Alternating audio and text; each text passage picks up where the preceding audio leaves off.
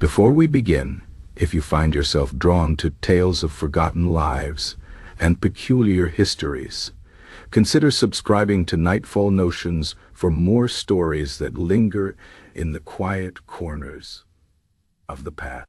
Now, settle in as we step into the first chapter of What It Was Like to Be the Village Scapegoat. Chapter 1. The Accusation. The village of Bracken Hollow had always been a place of routine, where the days passed like the slow turning of a mill wheel.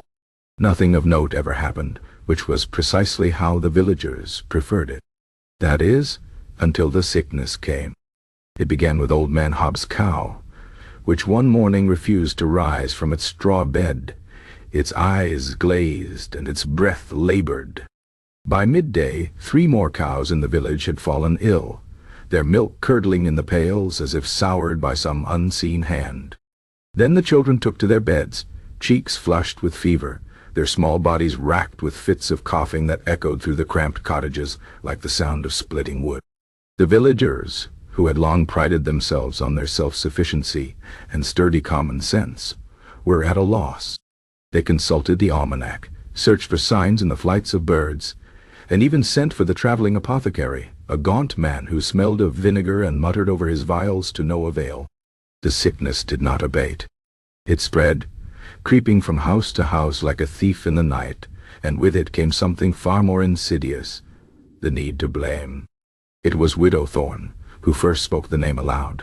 She stood in the square one damp morning, her shawl pulled tight around her bony shoulders, and declared that she had seen Elias Mercer lurking near the well the night before the first cow fell ill. Elias Mercer, the quiet man who lived in the tumble-down cottage at the edge of the village, who kept to himself and spoke little, who had always been just a little too odd, a little too detached from the rhythms of village life. The villagers had tolerated him for years, nodding politely when they passed him in the lane. But now, with fear gnawing at their hearts, they saw him anew. Whispers began that evening, carried on the wind like the scent of rotting leaves. Hadn't Elias always been strange, even as a boy? Hadn't he been seen talking to the crows that perched on his fence, as if holding some private conference with them? And what of the time, years ago, when he had walked into the woods at midnight, and returned at dawn with his hands stained dark, refusing to explain where he had been? The stories grew with each telling, each detail sharpened into something sinister. By the time the village elders called a meeting in the churchyard, the consensus was clear. Elias Mercer had brought this curse upon them. The gathering was a solemn affair, lit by the flickering light of torches that cast long, wavering shadows across the faces of the villagers. The air was thick with the smell of damp wool and unspoken accusations. The village reeve, a stout man named Garrett, stood on the steps of the old stone cross and cleared his throat. "We must act," he said, his voice carrying over the murmurs of the crowd, "before this ill consumes us all." No one asked for proof. No one demanded evidence. The weight of their fear was enough. Elias, who had been standing at the back of the crowd, felt the eyes of the village turn toward him like the slow, inevitable pull of a tide. He did not run. He did not protest. He only stood there, his face unreadable in the torchlight as the voices around him rose in agreement. That night, as the villagers dispersed to their homes, the decision was made. Elias Mercer would bear the burden of their fear. He would be their scapegoat, the vessel into which they could pour all their uncertainties and dread. And in the days to come, he would learn what it meant to carry the weight of a village's superstitions on his back. The sickness, of course, did not care. It continued its quiet work, untouched by their accusations. But that hardly mattered. The villagers had found their answer, and in the grim arithmetic of fear, that was enough. Chapter 2. The Mark of the Outcast. The morning after the gathering in the churchyard, Elias Mercer woke to the sound of whispers outside his door. He had expected this. Villagers, he had long observed, had a way of turning their unease into something tangible, something they could punish. And so, When he stepped outside into the pale dawnlight, he was not surprised to find a dead crow nailed to his door, its wings spread wide like a warning. It had not always been this way. Once, long ago, the Mercers had been just another family in Bracken Hollow, unremarkable, unassuming. But misfortune had a way of clinging to certain names, and Elias's family had been unlucky enough to collect more than their share. His grandfather had been the first to earn the village's sidelong glances, a man who spoke too little and laughed too loudly at jokes no one else understood. Then came Elias's father, who had the ill luck to lose 2 wives in childbirth, a fact the villagers took as proof of some hidden sin. And now there was Elias himself, a man who had never married, who kept his own counsel, and who, most damning of all, seemed entirely unbothered by the fact that the village found him unsettling. The villagers, of course, had long memories. As the sickness lingered, they began to recall every odd thing the Mercers had ever done. Old Nan, who sold herbs by the market cross, swore she had seen Elias's mother walking alone in the woods at dusk, singing to herself in a language that wasn't quite right. Tom, the blacksmith's boy, claimed Elias's father had once cured a sick horse with nothing but a handful of dirt and a muttered word, a detail that, in happier times, had been dismissed as a child's fancy, but now took on a darker hue. And then there was the matter of Elias's birth, which had been marked by a sudden storm that tore the roof off the church, a fact that no one had thought much of until now. By week's end, the stories had grown teeth. Elias, it was said, had been seen drawing strange symbols in the dirt by the river. Elias had been heard whispering to the wind. Elias had never once attended Sunday service, not properly, not like a decent man should. The evidence, as they called it, was everywhere, if one knew how to look. Elias did not bother to deny any of it. He went about his days as he always had, tending his meager garden, mending his fence, ignoring the way the villagers now crossed themselves when he passed. He knew how this would end. He had seen it before, in the way his father had been slowly pushed to the edges of village life, in the way his grandfather had died alone in his bed, the door barred from the outside just in case. The only difference now was the sickness, which gave the villagers an excuse to say aloud what they had always thought in silence. The breaking point came when the miller's daughter, a girl of 12 with a habit of biting her nails to the quick, fell ill. She had been the picture of health just the day before, and now she lay shivering in her bed, her skin ashen, her breath coming in ragged gasps. The miller, a man not given to hysterics, stood in the square and declared that he had seen Elias lingering near his house the night before. It didn't matter that Elias had been nowhere near the mill. It didn't matter that the girl had been playing in the rain the day she fell sick. What mattered was that the miller was well liked, and his grief was loud, and the village needed someone to blame. That evening, a group of men came to Elias's cottage. They did not knock. They did not speak. They simply stood outside in the gathering dark, their faces grim, their intentions clear. Elias watched them from the window, his hand steady, his expression unreadable. He had known this was coming. He had known from the moment the first cow fell ill. The next morning, the villagers awoke to find Elias's door hanging open, the cottage empty. On the table inside lay a single crow's feather, its edges frayed, as if it had been clutched too tightly in someone's fist. The sickness, of course, did not abate. If anything, it grew worse. But the villagers had their scapegoat now, and that, for the moment, was enough. Chapter 3. The Trial by Ordeal. Elias Mercer had not, as the villagers assumed, fled into the night like a guilty man. He had simply walked to the old oak at the edge of the fallow field and waited. He knew how these things went. Sooner or later they would come for him properly, with torches and ropes and the grim certainty of people who believed they were doing the right thing.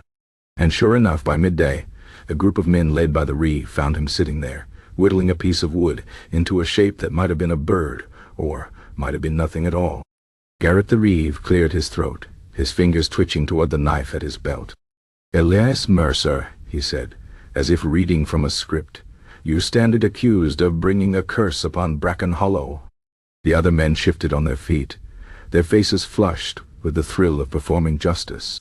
Elias looked up, his knife still moving in slow, deliberate strokes. "Do I?" The reeve faltered for just a moment before pressing on. "The elders have decreed that you shall face trial by ordeal.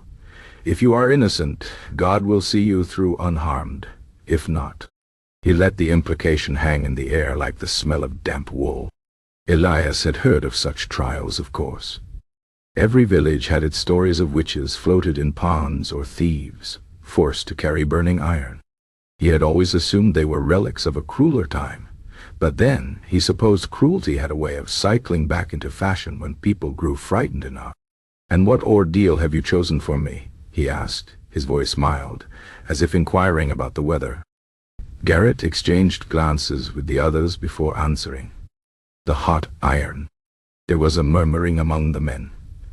The hot iron was a classic, a favorite of village justice for generations. The accused would carry a red-hot bar a set number of paces. If their hands burned, they were guilty. If not, well, no one in living memory had ever walked away unscathed, so the matter rarely came up. Elias considered this. He could refuse, of course, but that would only confirm their suspicions. He could run, but he had no desire to spend the rest of his days as a hunted man. And so, with a slow nod, he stood, pocketed his whittling, and followed them back to the village. The square had been transformed into a spectacle. A forge had been dragged from the blacksmith's workshop, its coals glowing a fierce orange. The iron bar lay nestled in the heart of the fire, waiting. The entire village had turned out to watch, their faces a mix of solemn duty and barely suppressed excitement. Even the sick had been carried from their beds, propped up on stools to witness the judgment of God.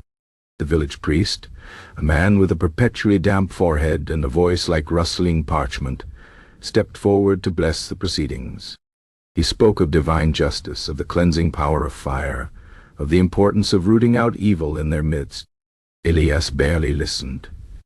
His attention was fixed on the iron bar, now being lifted from the coals with tongs, its tip glowing a molten red. "Elias Mercer," intoned the priest, "take up the iron and walk 9 paces. If your hands are unmarked at the end, you shall be declared innocent in the eyes of God and man." A hush fell over the crowd. Elias flexed his fingers, studying the calluses there. He had worked with his hands all his life, digging, carving, mending. They were rough, durable things, but they were still flesh, still burnable. Then again, he thought with a flicker of dark amusement, perhaps this was exactly what the villagers wanted. Not proof of his innocence, but confirmation of his guilt. A reason to drive him out, or worse. The irony was almost pleasing. He reached out. The heat from the iron hit his skin like a physical wall, even before his fingers closed around it. The crowd inhaled as one. Elias lifted the bar. The pain was immediate, white-hot and searing, radiating up his arm like lightning. He could smell his own flesh cooking. The villagers gasped. Some crossed themselves. A child began to cry. Elias took a step. Then another. His face betrayed nothing, but his jaw was clenched so tightly he thought his teeth might crack. The iron grew heavier with each pace, its heat sinking deeper into his bones. By the 5th step, his vision had begun to blur at the edges. By the 7th, he could no longer feel his fingers at all. 9 paces. He stopped. For a long moment, no one moved. Then the blacksmith, his face pale, stepped forward with a bucket of water. Elias dropped the iron into it with a hiss that sent up a plume of steam. Silence. Then the reeve cleared his throat and gestured for Elias to show his hands. Elias turned them palm up. The skin was blackened, blistered, the flesh melted in places. The smell of burned meat hung in the air. A murmur rippled through the crowd. The priest frowned. The reeve looked uncertain. "Well?" Elias asked, his voice hoarse with pain. What's the verdict? The villagers exchanged glances. The trial by iron was supposed to be straightforward. The guilty were burned. The innocent were spared.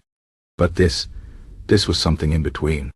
Elias had carried the iron, yes, but he had also been burned. What did that mean? The reeve hesitated, then turned to the priest. The priest, in turn, looked to the elders. The elders conferred in hushed tones. Finally, the reeve spoke. The trial is inconclusive. A ripple of discontent ran through the crowd. Inconclusive was not satisfying. Inconclusive did not give them the answer they craved. Elias flexed his ruined hands, watching as a blister burst. So what now? The reeve hesitated again. Then, with the air of a man making up the rules as he went along, he said, "You will be confined to your home until the elders decide your fate. If the sickness abates, you will be judged innocent.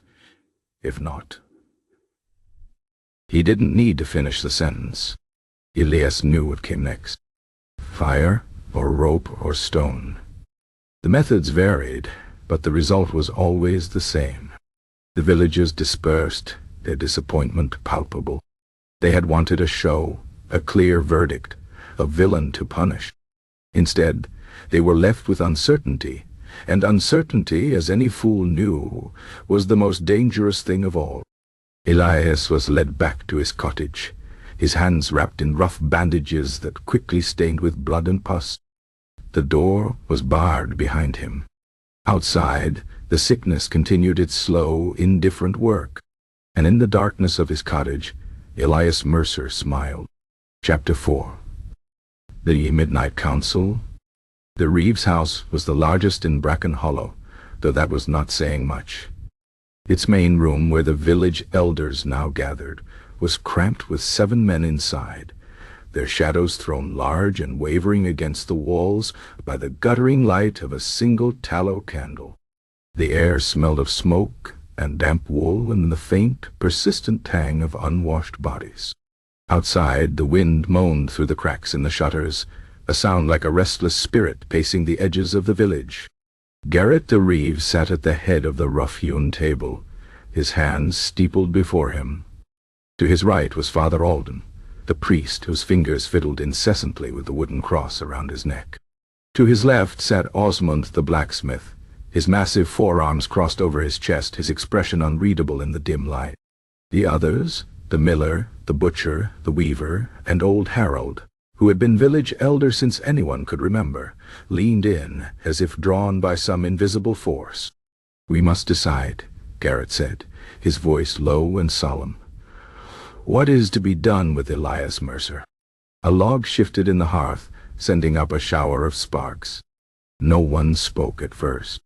The trial by ordeal had been a disappointment, leaving them no clearer than before. The sickness had not abated, but neither had it worsened. Elias remained in his cottage, his hands bandaged, his expression as inscrutable as ever.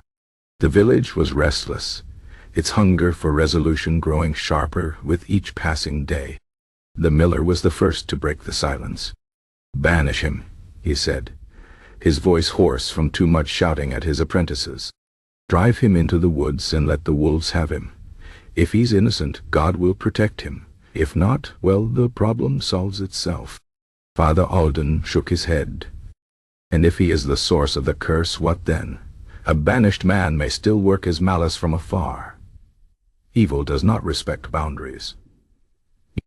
"Then we hang him," said the butcher, a blunt man with blood often crusted under his fingernails. Quick and clean, no room for doubt after that. Old Harold made a noise in his throat, something between a cough and a scoff. "And if the sickness continues, what then? Do we hang the next odd soul, and the next, until there's no one left but the gallowsman?" The weaver, a thin man with a perpetual squint, tapped his fingers against the table. "There are other ways, the old ways. Fire purifies, they say." A chill seemed to pass through the room at that, though whether from the draught or the implication, no one could say. Burning was a serious matter, even for a village on the edge of desperation. It left marks, not just on the land, but on the souls of those who lit the pyre. Osmond the blacksmith, who had been silent until now, shifted in his seat. "We don't know he's done anything," he said, his voice a deep rumble. "The trial proved nothing. The iron burned him same as it would burn any man. But he carried it," the miller insisted. "He didn't scream, didn't drop it. That's not natural." Father Alden's fingers stilled on his cross. "Perhaps that is the sign we missed. A guilty man would have cried out, begged for mercy. An innocent man would have faltered. But Elias, he endured, as if he knew he deserved." The reeve stroked his beard, his eyes fixed on the candle flame. "There's another possibility," he said slowly. "We could send him to the old barrow." A silence fell, heavier than before. The old barrow lay half a day's walk to the north, a mound of earth so ancient no one remembered who had built. The villagers avoided it, whispering of lights in the darkness and a voice that sometimes called to travelers on the road. Even the reeve did not speak of it lightly. "You can't be serious," the weaver said, his voice cracking.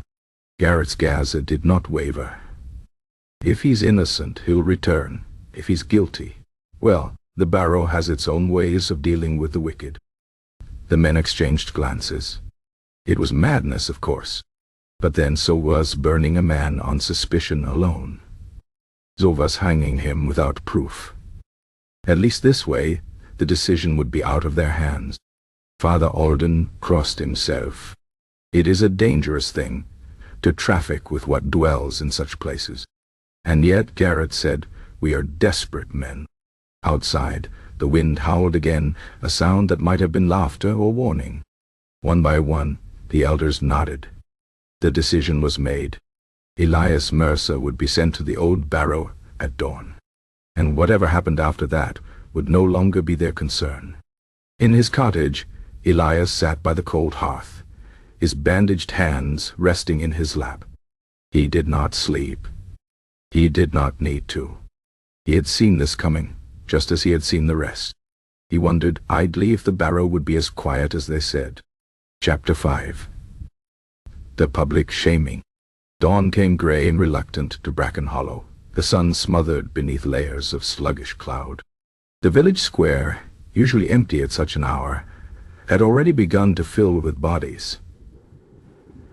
Men with their caps pulled low, women clutching shawls tight around their shoulders, children darting between legs with the restless energy of those who sense spectacle, but do not yet understand its weight. Elias Mercer stood in the center of it all, his hands still wrapped in their soiled bandages, his face as blank as the overcast sky. The reeve had come for him just as the first cocks crowed, flanked by two broad-shouldered farmers who smelled of last night's ale and this morning's sweat. They had not explained where they were taking him, and Elias had not asked. There was no need. He had seen the preparations in the square as they marched him through it, the overturned cart turned makeshift stage, the baskets of overripe produce hauled up from root cellars where it had been left to soften into ammunition, the way the children had already begun to gather like small, sharp-eyed carrion birds. Garrett, the reeve, climbed onto the cart first, his boots thudding dully against the warped wood. He raised his hands for silence, though the murmuring crowd hardly needed the prompting. They had been waiting for this. "People of Bracken Hollow," he intoned, his voice carrying the practiced weight of a man used to being heard. "This day we cleanse our village of the blight that has afflicted us. By the will of the elders, Elias Mercer is to be cast out, his fate left to higher judgment." He paused as if expecting some outcry, but the crowd only shifted, a ripple of anticipation passing through them like wind through grass. Then came the priest, his robes flapping about his ankles like the wings of a distressed crow. He held aloft a vial of murky water, holy, presumably, though it looked no different from the stuff that pooled in the ruts of the village lanes after a hard rain. He sprinkled it over Elias with a flick of his fingers, muttering words lost beneath the rustling of the crowd. The drops beaded on Elias's threadbare shirt, darkening the fabric in uneven patches. The ritual complete, the real spectacle began. The first rotten turnip struck Elias square in the chest, bursting apart in a wet slap of decaying vegetable matter. A child giggled, high and nervous. Then the projectiles came in earnest. Softened apples, clods of mud. A head of cabbage so far gone it disintegrated mid-air, showering Elias in a rain of fetid leaves. He did not flinch. He did not raise his hands to shield himself. He simply stood there, his eyes fixed on some point just above the heads of the crowd, as if he were already halfway to someplace else. The villagers, encouraged by his passivity, grew bolder. The hissing started first, a sibilant undercurrent beneath the thud of produce. Then the shouts, half-formed accusations, curses, demands that he confess, that he beg forgiveness, that he at least have the decency to look afraid. A small boy, no older than 6, darted forward and kicked Elias in the shin. The blow was more gesture than harm, but it sent a wave of approving laughter through the onlookers. The boy, emboldened, drew back to kick again, but his mother caught him by the collar and yanked him back, her face unreadable. Through it all, Elias remained silent. His stillness seemed to unnerve the crowd as much as any protest might have. They had expected tears, perhaps, or rage, or at the very least some sign that their actions had weight. But Elias gave them nothing. Even the reeve seemed unsettled. He gestured to the farmers, who stepped forward to seize Elias by the arms. "Enough," he said, though whether to the crowd or to himself, it was hard to say. "It's time." They marched Elias through the village, the crowd trailing behind like the tail of some ragged, many-legged beast. At the edge of Bracken Hollow, where the road dissolved into a dirt track winding toward the woods, they stopped. The priest stepped forward one last time, his voice trembling slightly as he pronounced the words of banishment. "By the authority vested in us, you are cast out from this place. May God have mercy on your soul, for we shall not." For the first time that morning Elias spoke. His voice was hoarse but clear, carrying just far enough for the front ranks of the crowd to hear. "You never did," he said. Then he turned and walked away, his figure growing smaller and smaller until the trees swallowed him whole. The villagers stood there for a long moment, staring at the empty road as if expecting something to happen. Nothing did. Slowly, one by one, they drifted back to their homes, their hunger for spectacle sated, but their unease undiminished. The sickness, after all, had not lifted. The cows still languished in their pens. The children still coughed in their beds.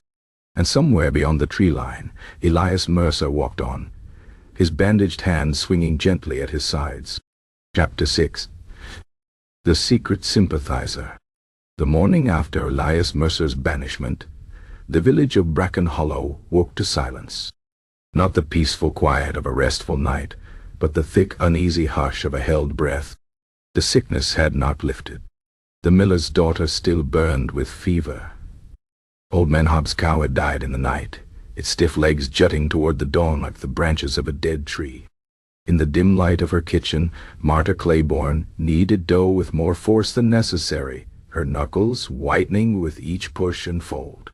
She was a widow of 5 years, her husband taken by a fever that had, at the time, been blamed on bad air rather than bad luck.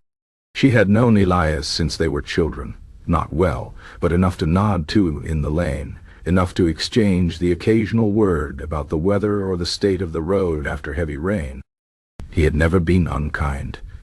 He had never been anything, really, except quiet. Her son, Tom, sat at the table, his chin propped in his hands. At 10 years old he had thrown a rotten apple at Elias the day before, not out of any particular malice, but because the other boys had done it, and he had not wanted to be left out. Now he picked at the edge of the table with a thumbnail, his brow furrowed. "Did Elias really make everyone sick?" he asked suddenly. Marta paused, her fingers sinking into the soft dough. "I don't know," she said, and the words felt dangerous as soon as they left her mouth. Tom frowned. "Father Alden said he did." "Father Alden says many things." The boy absorbed this in silence. Outside, the sound of voices drifted past, the reeve and the blacksmith, their tones low and urgent. Marta moved to the window, her hands dusted with flour, and peered out. The men stood close together, their heads bent, their faces grim. She caught only fragments, still coughing and Barrow and I should have burned him before they moved on, their boots scuffing against the hard-packed earth of the lane. She turned back to Tom. "Go fetch water from the well," she said, handing him the bucket. He went, grumbling as children do, and Marta waited until his footsteps had faded before stepping outside herself. She did not go toward the well. Instead, she made her way to the edge of the village, to the tumble-down cottage that had once been Elias Mercer's. The door hung open, just as the reeve had left it. The inside was dim, the air stale with the scent of dried herbs and old ashes. No one had bothered to loot the place yet. There would be time enough for that once the village was certain Elias wouldn't be coming back. Marta moved through the single room, her skirts brushing against the rough planks of the floor. There wasn't much to see. A pallet in the corner, a table with a single chipped bowl, a shelf holding a handful of withered roots and a small cloth-wrapped bundle. She picked up the bundle, turning it over in her hands before unwrapping it. Inside was a knife, its blade sharp and clean, its handle worn smooth with use. Beneath it lay a scrap of parchment, the edges uneven as if torn from a larger sheet. On it, in a careful slanting hand, was written a single word. "Remember."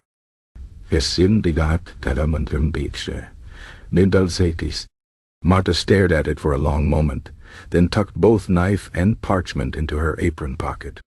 She stepped back outside, closing the door behind her.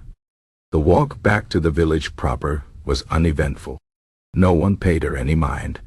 A widow fetching something from an outcast's house was hardly worth noting. But as she passed the mill, she caught sight of the miller's wife, Greta, hanging linens to dry. Their eyes met, and for a heartbeat, something passed between them.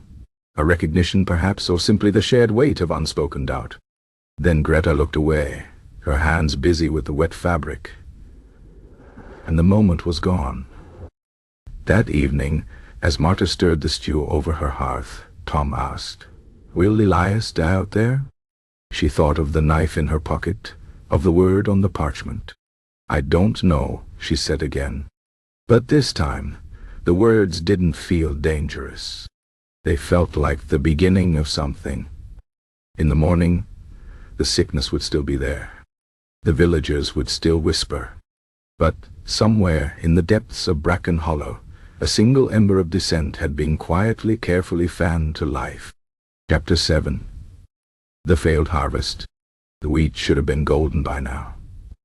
Bracken Hollow's fields stretched out in ragged patches of listless green and sickly yellow, the stalks stunted and thin, as if the very earth had lost its will to nourish them.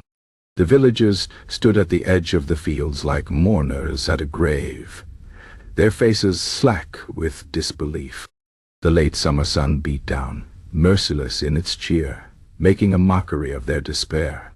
Garrett the reeve crouched and snapped a brittle stalk between his fingers. It broke with a sound like a small bone cracking. "This makes no sense," he muttered, "not to anyone in particular. We did everything right." Around him the others shifted uncomfortably. They had done everything right, hadn't they? They had driven out the blight, the curse, the source of their misfortunes. Elias Mercer was gone, swallowed by the wilderness, beyond the barrow. And yet, the miller's wife, Greta, wiped sweat from her brow with the back of her hand. "Maybe he wasn't the only one," she said quietly. All eyes turned to her. "What do you mean?" asked the reeve, though something in his tone suggested he already knew. Greta hesitated, then plowed on. "Maybe the curse wasn't just Elias. Maybe it lingers in other forms." A ripple passed through the gathered villagers. The butcher's wife crossed herself. Old Nan, who had been leaning on her gnarled walking stick, let out a dry chuckle that turned into a cough. Osmond the blacksmith, his massive arms folded across his chest, shook his head. This isn't magic. It's bad seed or dry soil. Or what? Interrupted the weaver, his voice shrill. We've had dry seasons before. Never like this. Never with a sickness too. A child began to cry, the sound sharp and grating in the tense air. Its mother hushed it absently, her eyes darting from face to face as if searching for the next name to be whispered. Marta Claiborne stood slightly apart from the rest, her son Tom clutching her skirt. She said nothing, but her hand strayed to her apron pocket, where the weight of Elias's knife pressed against her thigh. The Reeve stood, brushing dirt from his knees. "We'll consult Father Alden," he announced. "And the elders. There must be signs we've missed. Portents?" As the villagers dispersed, murmuring among themselves, Marta caught Greta's arm. "You don't really believe that," she said softly. "About the curse lingering." Greta's eyes were shadowed. "I don't know what I believe anymore, but I know hungry bellies make for quick tempers, and quick tempers." She didn't need to finish. They both knew how this went. The days that followed were tense and brittle as the dying crops. The village moved through its routines like sleepwalkers, every eye darting to the fields where the wheat continued its slow surrender. The children, sensing the unease, grew quiet and watchful. Even the dogs seemed subdued, slinking through the lanes with their tails tucked. At the weekly market, a pitiful affair with fewer stalls than usual, Marta noticed the way people avoided old Nan's table of herbs and charms. The old woman sat hunched on her stool, her wares untouched, her milky eyes tracking the villagers as they passed. There was a new wariness in the air, a suspicion that had nowhere to land yet, but would soon. It was young Tom who brought the news home one evening, his face flushed with excitement and something like fear. "They're saying it's Nan's doing now," he blurted as soon as he burst through the door. "Jasper Fisher says she cursed the fields because no one bought her medicines." Marta's hand stilled on the bread dough she was kneading. "And does Jasper Fisher have proof of this?" Tom shrugged, his momentary excitement fading. "He says everyone knows she talks to her herbs, and that she never gets sick." Of course she didn't. None knew which plants cured which ailments, which was precisely why people had bought her remedies for years. Until now. Until they needed someone new to blame. Marta wiped her hands on her apron. "Stay here," she told Tom. The sun was setting as she made her way to Nan's cottage at the edge of the village.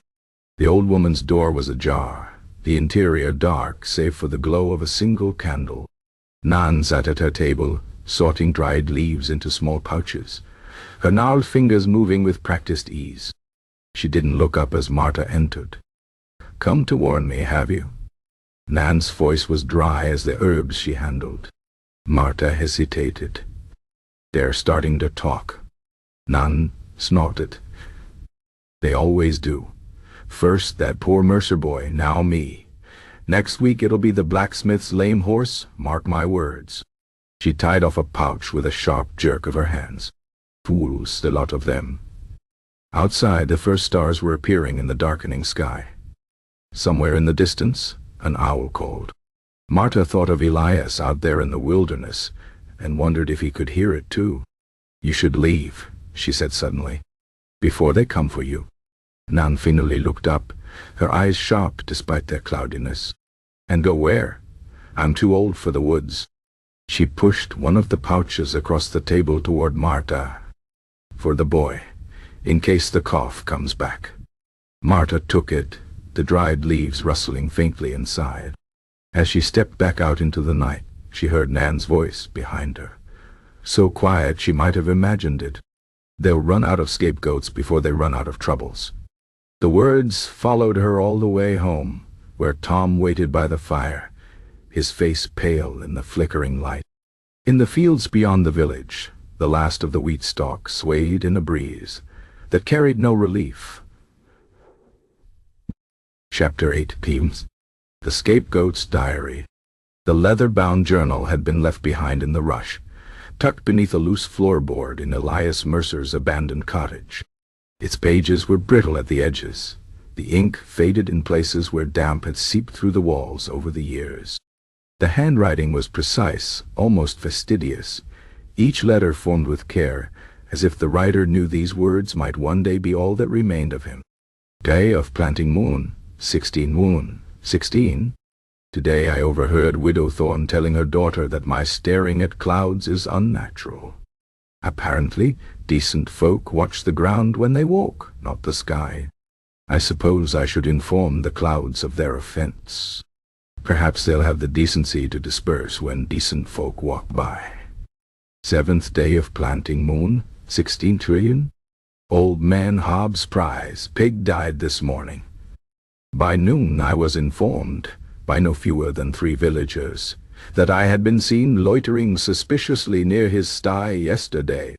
When I pointed out I'd been in the next village buying nails all day, the blacksmith's apprentice helpfully suggested I might have sent my shadow to do the deed. 8th day of harvest moon, 16, is a Cynthia. Now no sam no we can take. A child in the village was born with 6 fingers on its left hand. The mother wept. The father drank. The priest spoke of signs and portents. No one said my name aloud, but I caught the looks when they thought I wasn't watching. Strange how they believe me capable of influencing the Lord's work in the womb, yet simultaneously incompetent at mending a fence properly. The first day of frost moon, 16, woke to find a dead rat on my doorstep. Not poisoned or bludgeoned, mind you, simply dead, as rats sometimes are. Someone had taken the time to arrange it on a small bed of leaves, like a pagan offering in reverse. I left it where it lay. By midday, it was gone. I like to imagine whoever placed it there had to return and dispose of their own failed curse. 22nd day of frost moon, 16. Dreamt last night that I confessed to every misfortune the village has ever suffered. The great flood of 2, the lost harvest of 9, even old Mayor Cribb's baldness. They erected a statue in my honor for taking responsibility so thoroughly. It was very lifelike, right down to the noose around its neck. 5th day of Thor moon, 16. The miller's wife crossed the street to avoid walking past me today. This would be more concerning if she hadn't done the same thing every market day for the past 3 years. I do wonder what she imagines will happen if our shadows happen to touch. Perhaps her bread will rise sideways. Maybe her chickens will lay square eggs. The possibilities are endless. 19th day of Thor moon, 16. Found a frog in my rain barrel this morning. Considered keeping it as a pet just to give the villagers something real to whisper about. Have you heard? Elias Mercer has familiar now. A frog. Yes, a frog. No, I don't know what dark powers it grants him. Riveting, probably. Very sinister. 3rd day of blooming moon, 16 of mice. A strange thought occurred to me today. If I actually did have the powers they attribute to me, I'd be the worst kind of villain. Who curses cows to give sour milk? Who hexes children into having scraped knees? If I'm a witch, I'm apparently a very petty one. 10th day of blooming moon, 16 once. The most curious thing happened today. Young Tom Claiborne smiled at me in the lane. Not the hesitant, fearful twitch most children manage, but a real smile, quickly smothered when his mother called him away. I wonder if the boy knows he's just committed the gravest act of rebellion possible in Bracken Hollow, treating the village monster like a person. 21st day of blooming moon, 16 Luan. The first cow fell ill today. I saw it happen. The creature simply staggered and went down in the middle of the pasture, its legs folding beneath it like a poorly made chair. By evening, the looks began. Not accusations yet. Not in so many words, but the weight of them pressed against my skin like an ill-fitting coat. I find myself wondering, if I am to be blamed regardless, shouldn't I at least do something worth the trouble? The journal's final entry was dated the morning of Elias's trial by iron. It consisted of only 2 lines. "They'll miss me when I'm gone, though probably not in the way I'd prefer. Pepianati." The diary might have been found by Marta Claiborne when she returned to the cottage days later, drawn by some impulse she couldn't name. Or perhaps it was discovered years later by children playing in the abandoned structure, its pages crumbling to dust as soon as they were touched. Either way, the words remained unread by those who might have understood them. The villagers who had been so certain they knew Elias Mercer's heart without ever bothering to ask.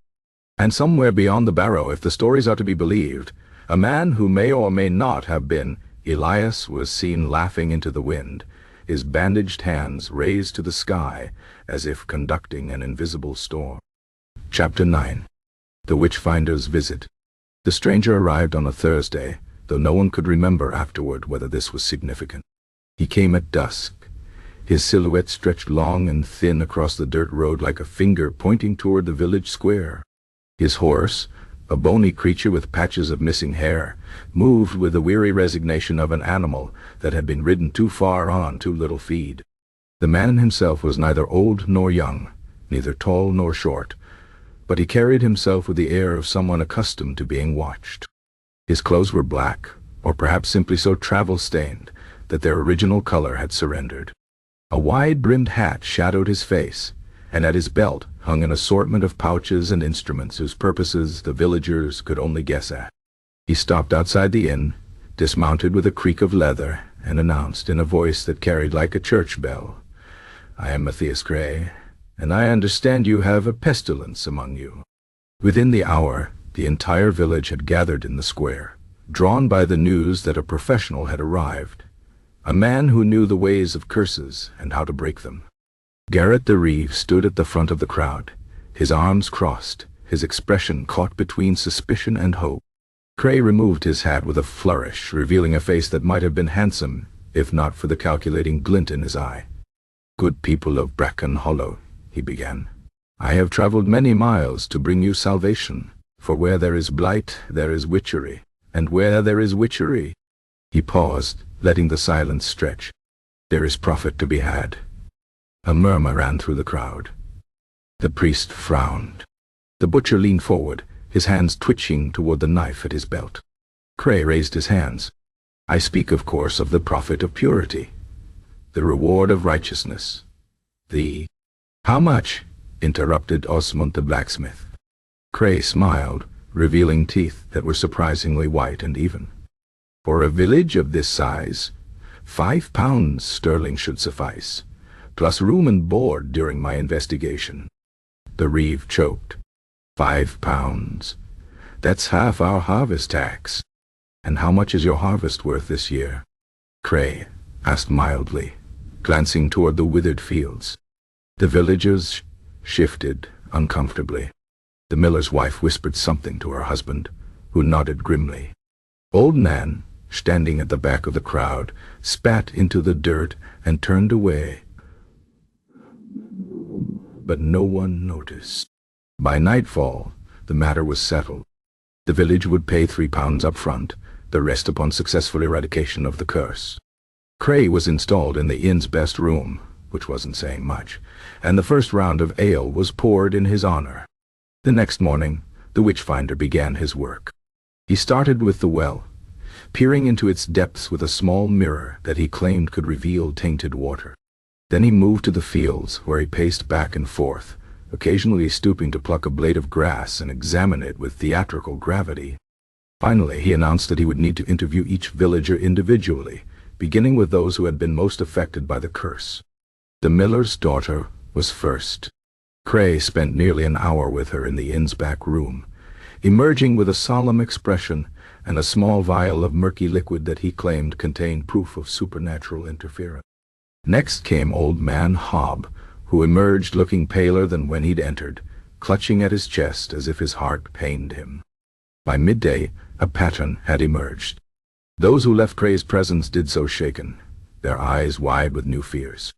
He whispered to them, the villagers realized, planted seeds of suspicion that took root before the interviewees even crossed the threshold. Marta Claiborne watched from the edge of the square, her arms crossed over her chest. When her turn came, she stepped forward with her chin raised. The inn's back room smelled of stale ale and damp wood. Cray sat behind a small table, his fingers steepled before him. "Ah," he said as Marta entered. "The widow. Tell me, have you noticed anything unusual about your son lately?" Marta's hands clenched into fists at her sides. "He's a boy. Everything about boys is unusual." Cray smiled, but it didn't reach his eyes. "I refer, of course, to signs of influence. Has he spoken of strange dreams? Shown interest in unnatural things?" Marta thought of Tom's smile at Elias in the lane, of the way he'd asked innocent questions that cut to the heart of the village's hypocrisy. "He's curious," she said carefully, "as children are." Cray leaned forward. "Curiosity can be dangerous, Widow Claiborne, especially in times like these. Why, just yesterday I heard the most troubling rumor about your late husband."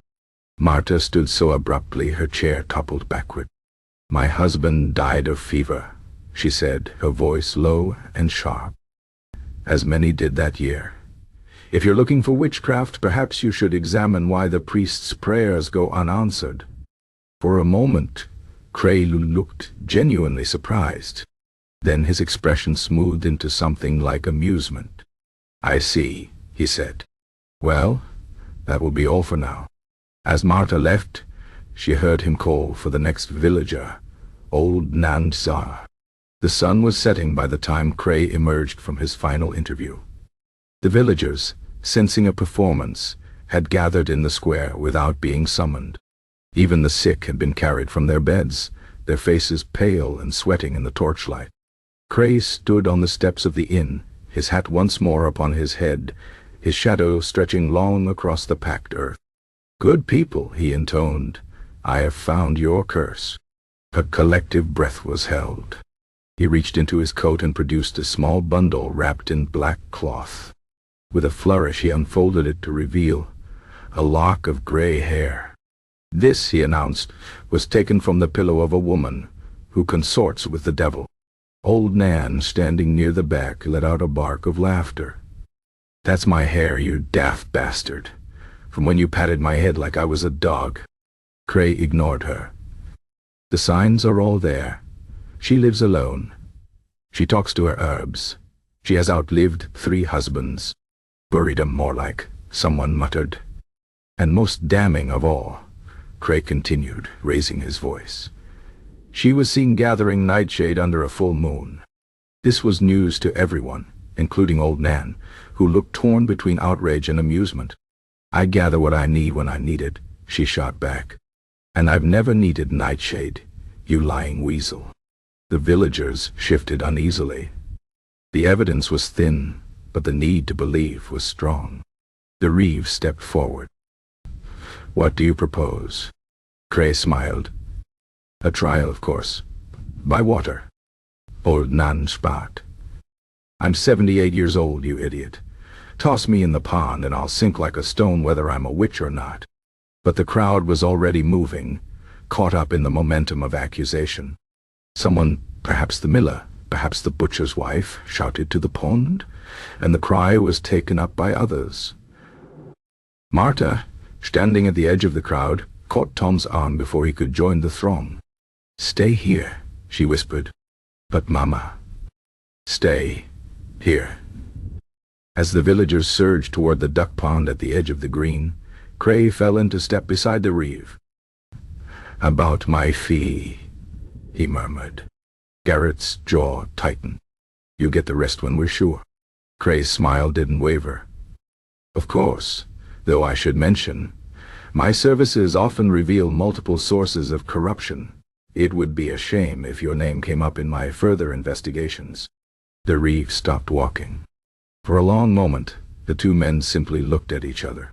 Then Garrett reached into his purse and counted out the remaining coins. By the time they reached the pond, old Nan was already being tied, wrists to ankles, the classic witch's bind. She cursed the entire time, her voice surprisingly strong for a woman of her years.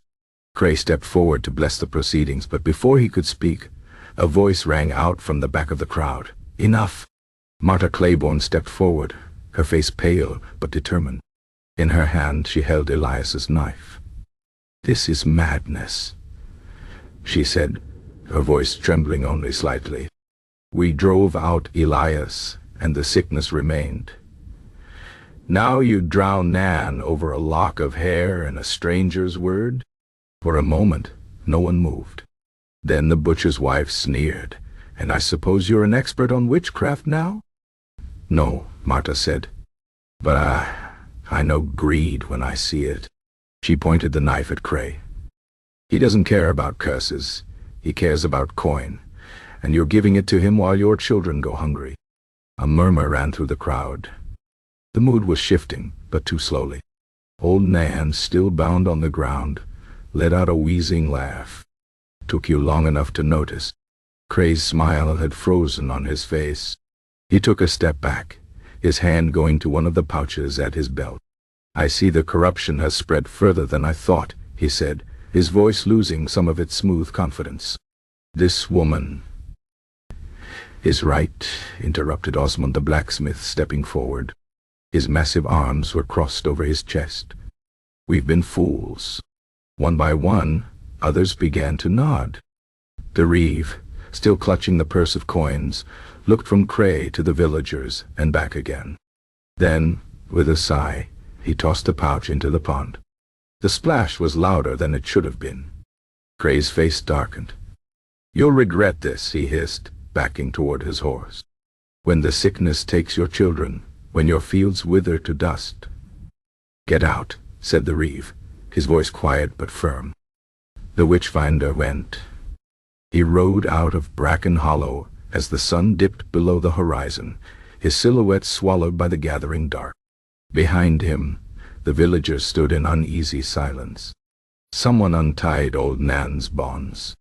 Someone else helped her to her feet. No one spoke of what had nearly happened, or of what might come next. But as Marta turned to walk home, she caught a glimpse of movement at the tree line, a shadow where no shadow should be, watching, waiting. She tightened her grip on Elias's knife and kept walking. Chapter 10. Chapter 3. The Escape Plan. Elias Mercer had never been a particularly heavy sleeper, but since his banishment to the woods beyond the barrow, he found himself waking at the slightest sound, the rustle of leaves, the snap of a twig, the distant hoot of an owl that might have just been an owl, or might have been something else entirely. The villagers believed the barrow lands were haunted, and while Elias had never put much stock in such tales, he was beginning to understand why people feared the place. It wasn't the ghosts that unsettled him. It was the silence. The way the trees stood too still, as if holding their breath. He had fashioned a crude shelter beneath the roots of an ancient oak, its gnarled limbs forming a natural roof against the elements. His hands, though still bandaged from the iron trial, had regained enough dexterity to set snares and skin rabbits. It was a meager existence, but it was his own, and that counted for something. Or it would have, if the village had truly let him be. Twice now he had spotted figures at the edge of the tree line, silent watchers with no obvious purpose except to remind him that his banishment was not the end of their suspicion, merely a pause. The first had been the butcher's eldest son, a hulking boy with a talent for cruelty. The second, more worryingly, had been the reeve himself, standing motionless among the birches, his face unreadable in the fading light. Elias knew what it meant. They were waiting for a sign. If the sickness lifted, he might be allowed to linger in this half-life at the village's edge. If it didn't, he had seen the knife at the reeve's belt.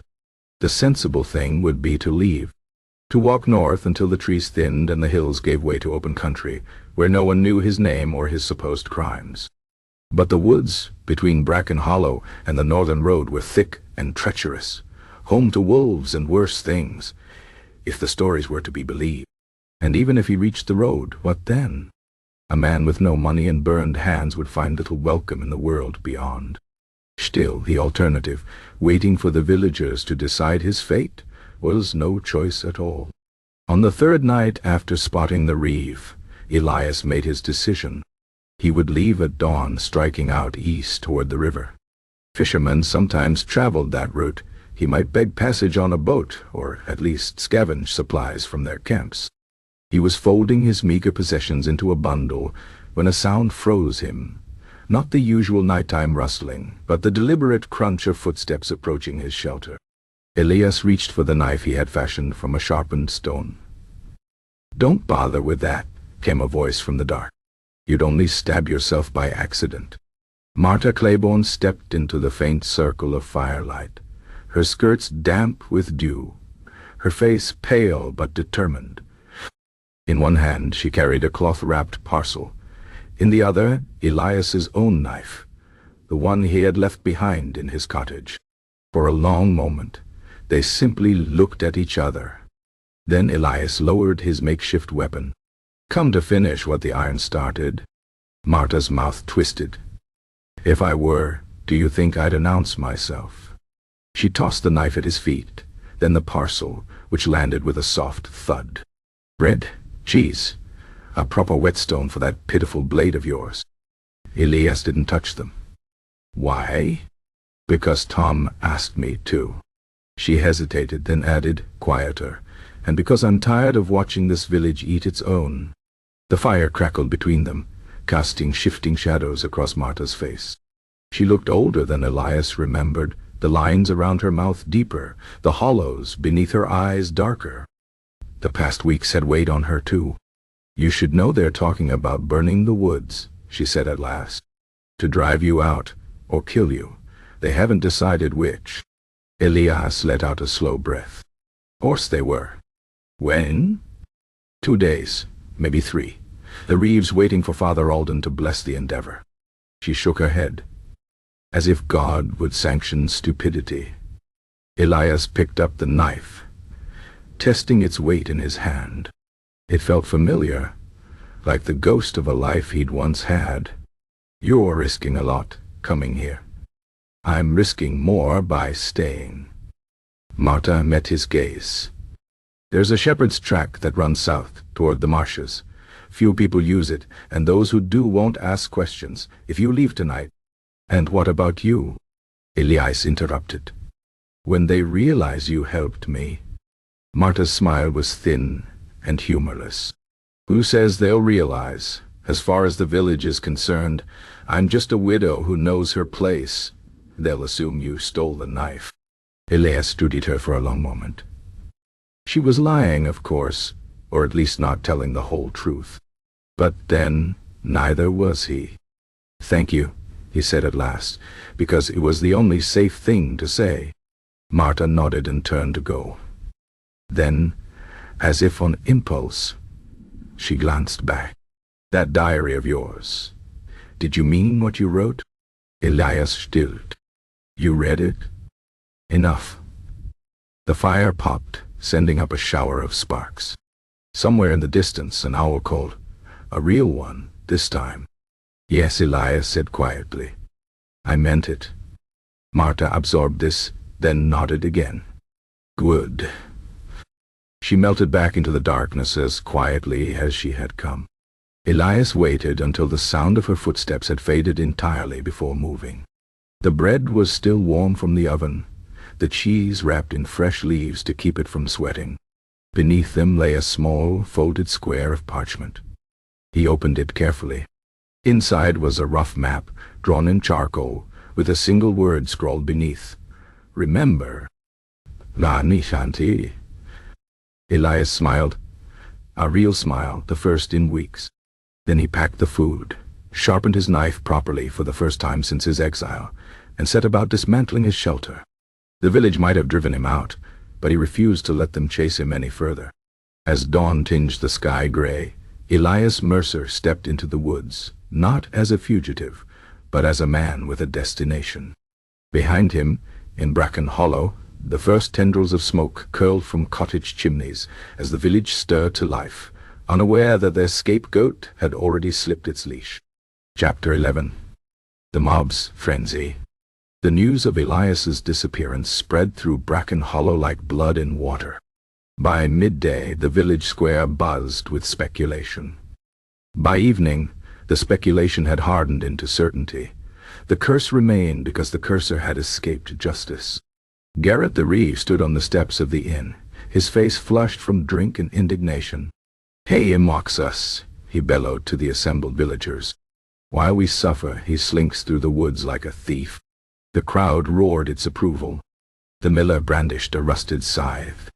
The butcher's sons, always eager for violence, had already begun fashioning torches from rags and green wood.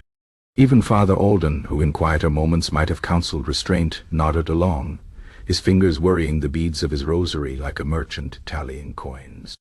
Only a few held back. Marta Claiborne stood at the edge of the square, her hand on Tom's shoulder, her face carefully blank. Old Nan leaned against the market cross, her arms crossed, her mouth a thin line of disgust. Osmond the blacksmith lingered near the smithy door, his massive arms folded, his expression unreadable. The Reeve raised his hands for silence. "We burn the woods at dawn. Smoke him out like the vermin he is." Another cheer. Someone began passing a jug of strong cider, its fumes sharp enough to make the eyes water. With each swallow, the villagers' voices grew louder, their plans more extravagant. Why stop at the woods? Why not raze Elias' cottage to the ground? Salt the earth where it stood? Hunt down anyone who might have aided him? Marta's grip on Tom's shoulder tightened. The boy, sensing her tension, looked up. "Mama, what's happening?" She forced a smile. "Nothing for you to worry about." Across the square, the butcher's wife pointed suddenly at old Nan. She knew. She's always been thick with weeds and witchery. The accusation landed like a spark on dry tinder. The mob's attention swung toward Nan, who didn't flinch, didn't cower, merely spat into the dirt and said, I suppose my herbs cursed your wits clean out of your head." For a breath, the tension held. Then the butcher's eldest son lunged, grabbing Nan by the arm. "Well, start with her." The dam broke. The villagers surged forward, hands grasping, voices overlapping. Someone yanked the shawl from Nan's shoulders. Another ripped a pouch of herbs from her belt, scattering dried leaves across the cobbles. Osmond moved then, stepping between Nan and the mob. "Enough." The Reeve bristled. "You defending witches now, Smith? I'm defending common sense." Osmond's voice was low, but it carried. "Burn the woods if you must, but leave the old woman be. Or do you plan to torch every soul who ever crossed you?" A murmur ran through the crowd. The butcher's son hesitated, his grip on Nan loosening slightly. It was the priest who broke the stalemate. "The smith is right," Father Alden said, though his tone suggested it pained him to admit it. "Our quarrel is with Mercer. Let us not become overzealous." The Reeve scowled but nodded. The mob, momentarily thwarted, turned its energy back toward preparations for the morning's hunt. Torches were stacked, sickles sharpened. The jug of cider made another round. As the crowd dispersed, Marta caught Nan's eye. The old woman gave her a curt nod, then limped away, her back straight despite the trembling in her hands. Night fell, but Bracken Hollow didn't sleep. Lights burned in cottage windows as men checked their weapons and women packed provisions for the hunt. Children, sensing the grim excitement, whispered in the shadows, their games taking on a darker edge. In her own home, Marta sat by the hearth, Elias's knife hidden beneath the floorboards, her mind racing. The woods would burn at dawn. Elias, if he had any sense, was already miles away. But the mob's hunger wouldn't end with him. She'd seen how quickly their fury could turn, how old Nan had nearly been devoured in Elias' place. Tom, wide-eyed and sleepless, tugged at her sleeve. "Will they find him?" Marta smoothed his hair. "I don't know. And if they do?" She had no answer for that. Outside, an owl called, a real one this time, not some figment of the village's collective fear. The sound was mournful, almost human. Somewhere beyond the tree line, if he was listening, Elias might have heard it too, and known what it meant. Dawn was coming, and with it, fire. Chapter 12. The Quiet Rebellion. The morning of the burning dawned gray and damp, the kind of weather that made torches sputter and tempers shorten. The villagers gathered in the square as planned, their weapons and firebrands at the ready, but their fervor from the night before had cooled like porridge left too long in the bowl. Even the reeve seemed less certain as he stood before them, blinking against the fine mist that clung to his eyelashes. Marta Claiborne watched from her doorstep, her arms crossed against the chill. Tom hovered at her side, unusually quiet. Across the lane, she caught sight of Osmond the blacksmith, sharpening the same knife he'd been polishing for the past quarter hour. His movements slow and deliberate. Near the well, the miller's wife, Greta, was making a great show of adjusting her shawl instead of joining the gathering mob. Old Nan was nowhere to be seen. "We move at first light," the reeve announced, though the sky had already lightened to the color of dirty wool. "The woods will burn, and the devil take any who stand in our way." The cheer that followed was half-hearted at best. The butcher's sons, ever eager, raised their torches, but even they seemed to sense the dampened mood. The cider from the night before had soured in their bellies, and the mist promised a long, wet trudge through the undergrowth. It was the cooper's daughter who made the first move. A slight girl of 14, with a face like a wary sparrow, she stepped forward and said, quite clearly, "I'm not going." The reeve blinked. "What?" "I'm not going," she repeated. "My father's cough is worse this morning. Someone needs to tend the shop." A murmur ran through the crowd. The cooper's shop hadn't been open in 3 days, and everyone knew it.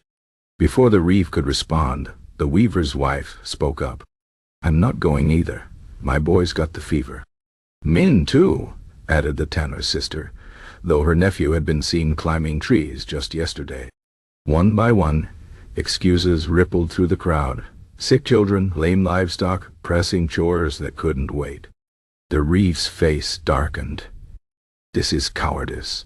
The curse will never lift if we—" "The curse," interrupted Osmond in his deep, measured voice, "is in our heads, and no amount of burning will smoke that out."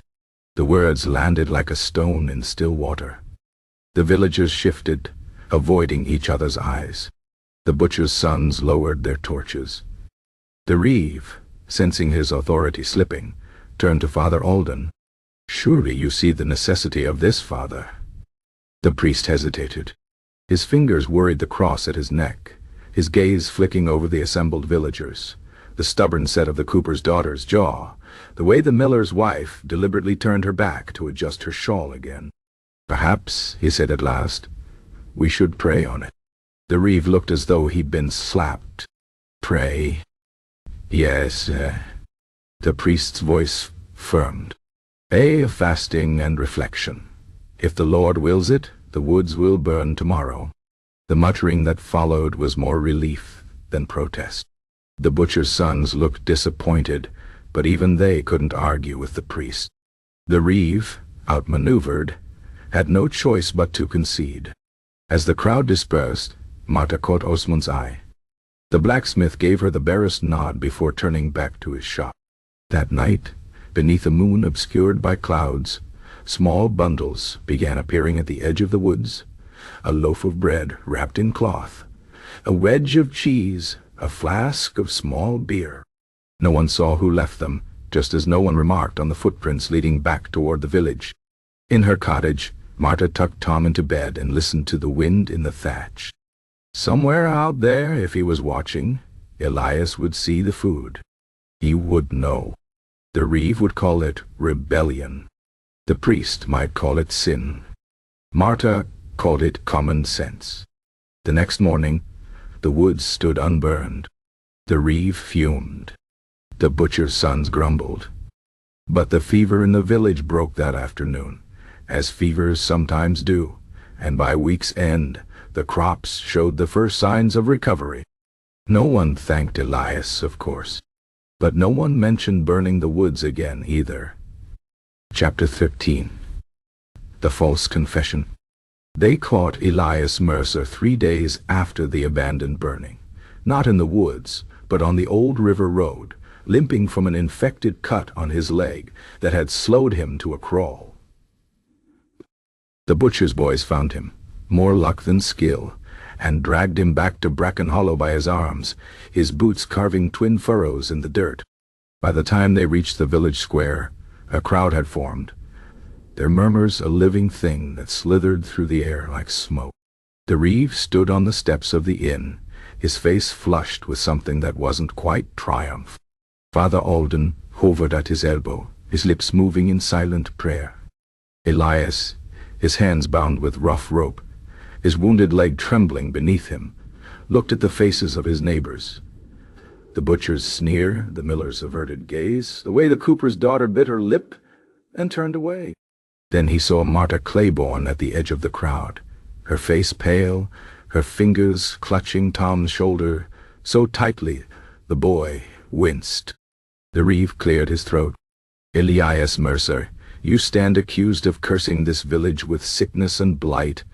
What say you? A hush fell. Elias licked his cracked lips, tasting blood. He could lie. He could deny. He could tell them the truth, that he was just a man, no more capable of magic than the rocks in the field, that the fever had come and gone as fevers do, that the wheat had suffered from bad seed and dry soil, nothing more. But the rope burned his wrists. His leg throbbed. The butcher's eldest son flexed his fists in anticipation. So Elias did the only thing that made sense. He laughed. It was a dry, broken sound, more cough than mirth, but it silenced the square as effectively as a shout. What does it matter what I say? He rasped. You've already decided? The Reeve's jaw tightened. Confess, and your sentence may be lighter. Elias tilted his head, considering. The crowd leaned in, breath held. Even the priest stilled his praying. Fine, Elias said at last. I did it. A collective gasp, but I. The butcher's wife crossed herself. I cursed the crops, Elias continued, his voice gaining strength. I poisoned the well. I gave the miller's daughter those nightmares about drowning. I made old Hobbs' pig die and the blacksmith's forge go cold. I even... He paused for effect, stole Widow Thorne's best spoon last winter. The Reeve blinked.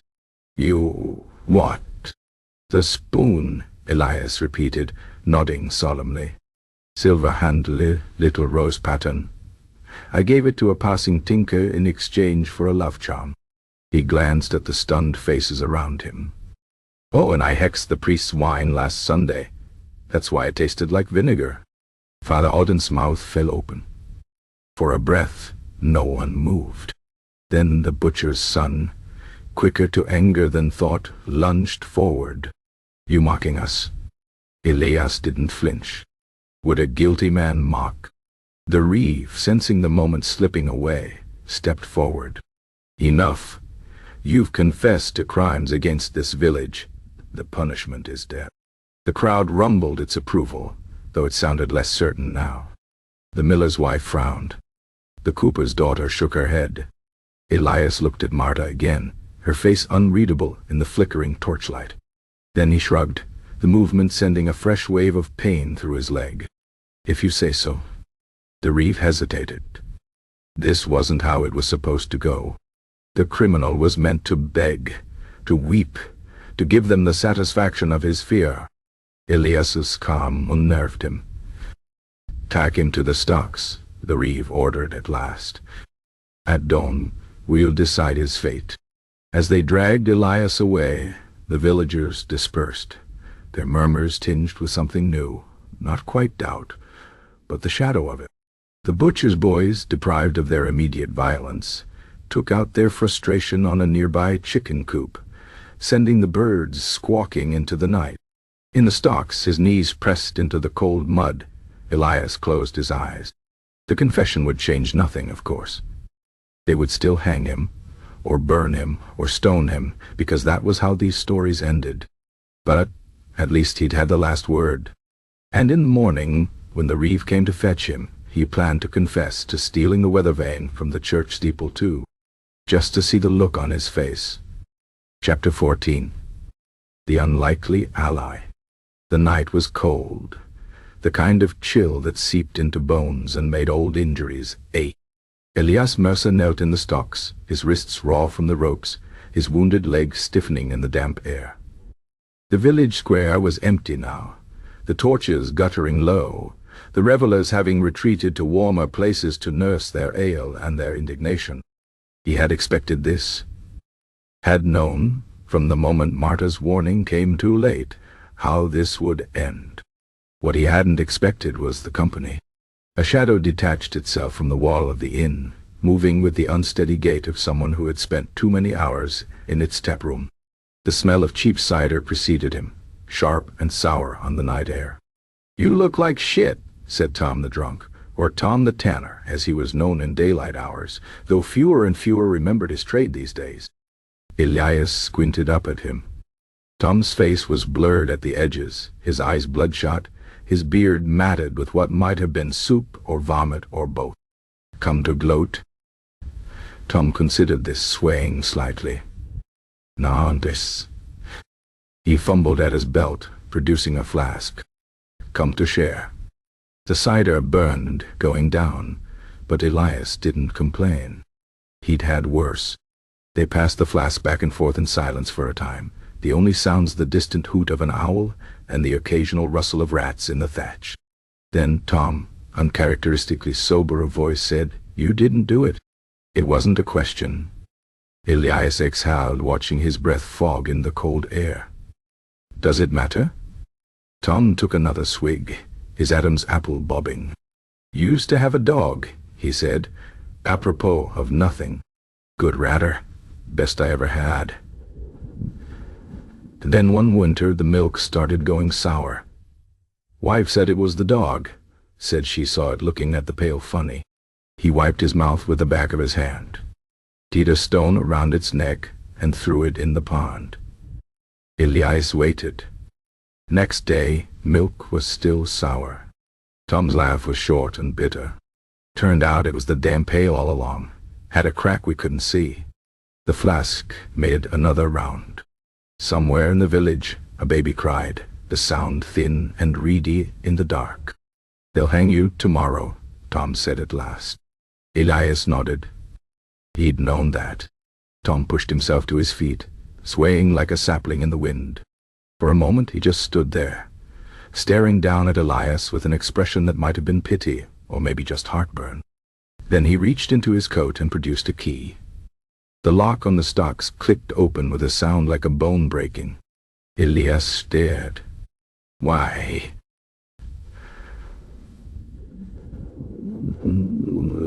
Sram shrugged. "Doggy deserve it better. But I want to see his sitting sky." He tossed the key into the darkness. South gates unlatched, marsh roads clear. "If you move fast." "I can't walk," Elias pointed out, gesturing to his leg. Tom blinked as if this were a minor inconvenience he hadn't considered. Then he sighed.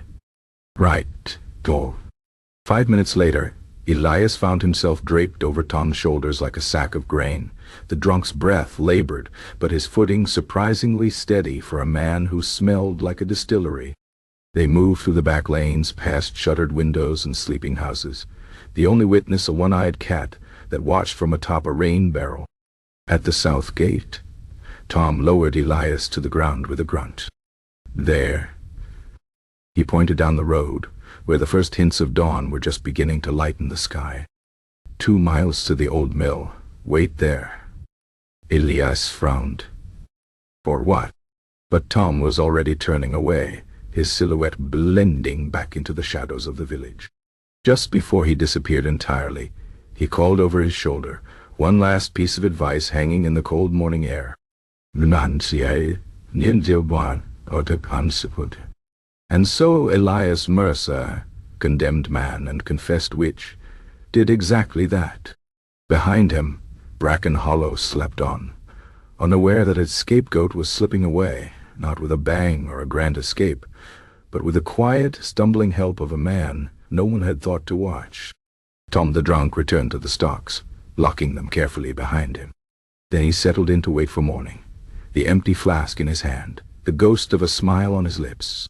When they came for Elias at dawn, they found Tom instead, snoring gently in the prisoner's place, his breath still thick with cider, his pockets suspiciously full of the Reeves' missing silver spoons.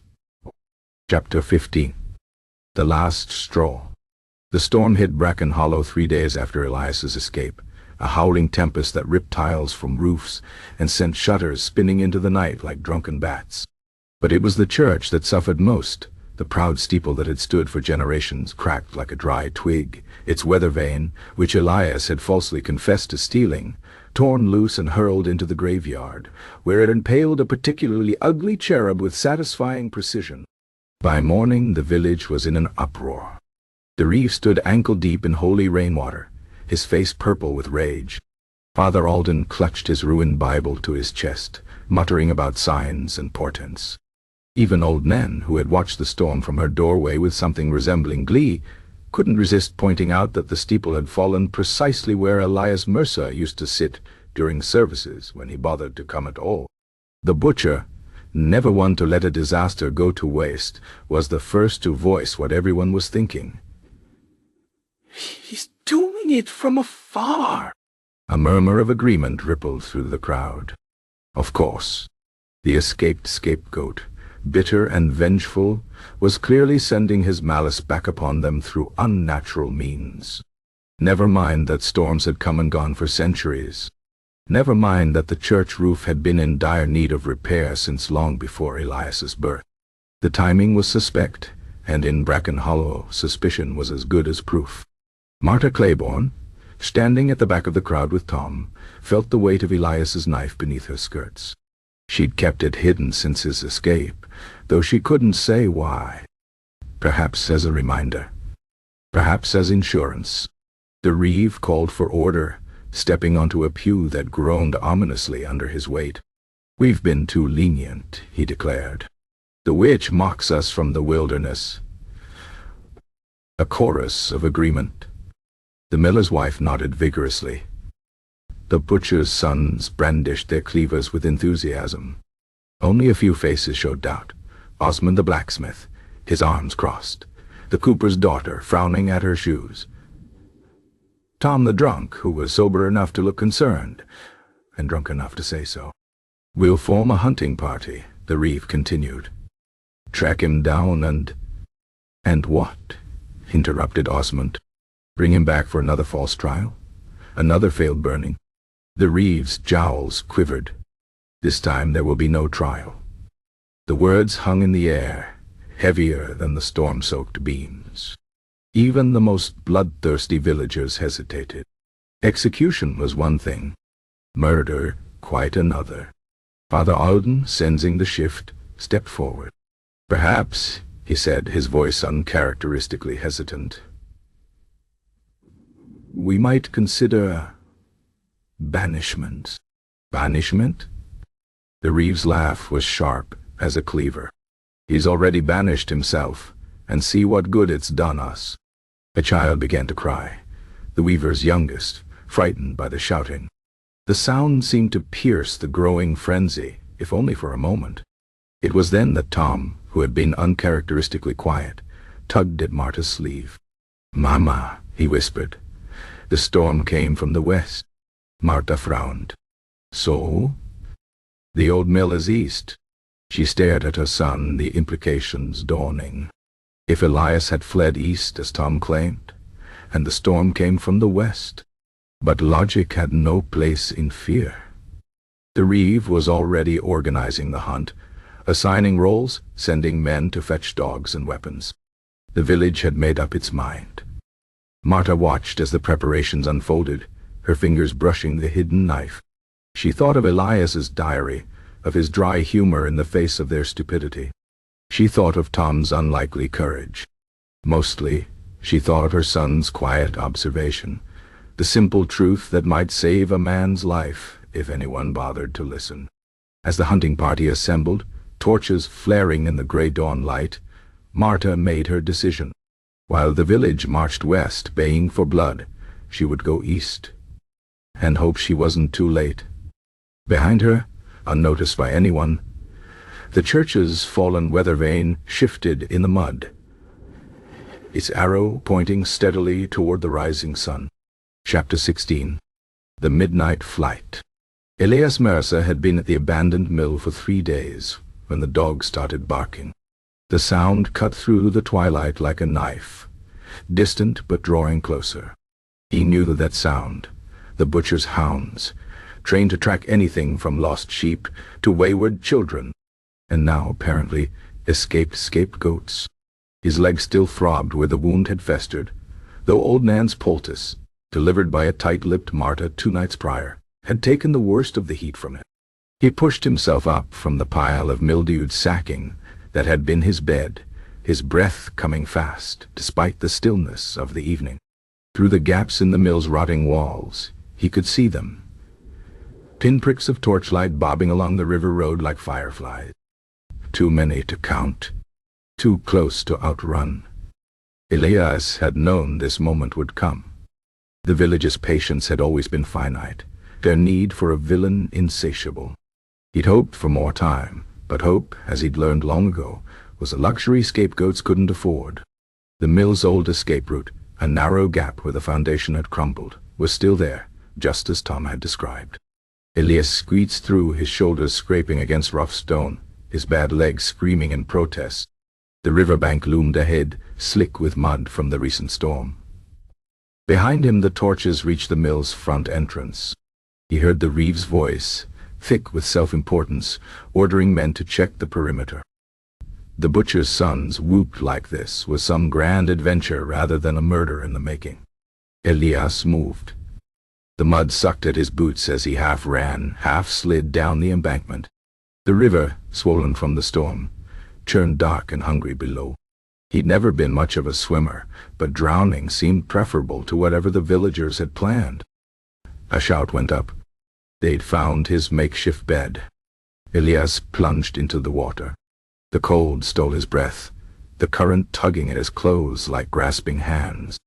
He fought to stay afloat, his arms flailing, his leg a dead weight behind him. The torches clustered at the riverbank now, their light dancing across the choppy surface. "There!" someone cried. Something whizzed past Elias's ear. An arrow, or maybe just a particularly ambitious rock. He ducked under, letting the current take him, counting heartbeats until his lungs burned. When he surfaced, gasping, the mill was already slipping away downstream. The villagers were running along the bank, their torches casting long, flickering shadows. The butcher's boys had waded in waist-deep, their dogs paddling furiously beside them. One of the hounds caught sight of Elias and let out a triumphant howl. Then, from the chaos, an unexpected sound, a sharp whistle, followed by a splash. The lead dog yelped and veered away, its nose clearly detecting something more interesting in the opposite direction. Another whistle, another splash. The second dog followed. Elias squinted through the darkness. On the far bank, nearly invisible in the moonlight, stood a figure, small, slight, one arm cocked back to throw another stone. Tom Betts. The boy didn't wave or call out, just stood there, a silent sentinel, as Elias fought the current. Another well-aimed stone sent the remaining dogs into a frenzy of confusion. By the time the villagers realized what was happening, the river had done its work. Elias was too far downstream, the night too dark, their quarry too determined. The last thing Elias heard before the bend in the river carried him out of sight was the reeve's voice, cracked with frustration. He can't have just vanished. But vanish he had, or near enough. As the cold water numbed his limbs, and the current pulled him toward some unknown fate, Elias Mercer did something he hadn't done in years. He laughed. Somewhere upriver, a boy crept home through the shadows, his pockets full of stones and his heart lighter than it had been in weeks. And in the village square, a reeve spluttered and raged. His perfect scapegoat slipped through his fingers at last. The river, indifferent to it all, flowed on. Chapter 17. The Aftermath. The morning after Elias Mercer vanished downriver, Bracken Hollow woke to silence. Not the peaceful quiet of a restful night, but the heavy, pregnant hush of a held breath. The village square stood empty, though curtains twitched in windows as eyes followed the Reeves' progress from the church to the inn and back again. His boots left deep prints in the mud, as if he carried some invisible weight upon his shoulders. By midday, the butcher's hounds had returned, their tails between their legs, their muzzles flecked with foam. The Reeve kicked at the dirt when he saw them, cursing under his breath. The hunt was over before it had truly begun. In the days that followed, the village tried to return to normal. The miller's wife swept her doorstep with unnecessary vigor. The blacksmith's hammer rang louder than usual against the anvil. The priest offered prayers for protection against lingering malice, though his voice lacked its usual conviction. But the absence of their scapegoat left a hollow space no amount of busy work could fill. The first new misfortune struck within the week, a fire in the cooper's shop, sparked by embers left untended. The blaze was contained, but not before consuming half a season's worth of barrels. In years past, the villagers would have murmured of curses and ill will. Now they stood in uneasy silence, avoiding each other's eyes. Then the Reeves' daughter fell ill with the same fever that had plagued the miller's child. The timing was cruel, the irony sharper. Garrett paced outside her sickroom, his face ashen, his fists clenching and unclenching at his sides. No one dared suggest witchcraft now, though the unspoken thought hung in the air like wood smoke. Marta Claiborne, watching from the sidelines, felt the weight of Elias's knife beneath her apron. She had kept it hidden all this time, though she couldn't say why. Perhaps as proof that he had been real. Perhaps as a reminder that injustice was not unnoticed, even when unseen. Tom had said nothing of his role in Elias's escape, though sometimes Marta caught him tossing stones into the river with peculiar precision, his face set in quiet satisfaction. She never asked. Some truths were safer unspoken. By month's end, the village had settled into an uneasy rhythm. The harvest, though meager, was gathered without further incident. The fever ran its course, taking none but leaving its mark on all. The church roof was patched, though the steeple stood crooked, a permanent reminder of the storm no one could blame on Elias Mercer. One evening, as the first frost painted the fields in silver, Marta found old Nan sitting by the duck pond, her gnarled hands trailing in the water. "He's alive," Nan said without preamble, as if continuing a conversation they'd already been having. Marta stiffened. "Who?" Nan's laugh was a dry rasp. "Don't play coy with me, girl. The river didn't take him. I'd have felt it if it had." She withdrew her hand, shaking droplets from her fingers. "Funny thing, curses. They only work if someone believes in them." Marta said nothing, but her fingers found the outline of the knife beneath her skirts. Nan stood, her bones creaking like old timber. "Mark my words, this isn't over. Villages like ours don't let go of their monsters so easily." She hobbled away, leaving Marta alone with the setting sun and the quiet lapping of the water. And somewhere far downstream, if the rumors were to be believed, a man with scarred hands and a quiet laugh was carving a new life from the wilderness. Bracken Hollow, for all its faults, had taught him one valuable lesson: how to survive being hated. Now he would learn how to live being free. The wind picked up, rattling the bare branches of the oaks that lined the square. Somewhere in the distance, a door slammed shut. A sharp, sudden sound like the closing of a book, or perhaps just the opening of a new chapter. Chapter 18. The Scapegoat's Legacy. 10 winters came and went over Bracken Hollow, each laying its own quiet claim to the village. The crooked steeple still pointed its accusing finger at the sky, though the children who played beneath it now knew nothing of the storm that had bent it. The stocks where Elias Mercer had once knelt rotted quietly in the square, their hinges rusted shut. The stories, however, remained. In the dim light of the inn, where men gathered to drink away the cold, the tale grew taller with each telling.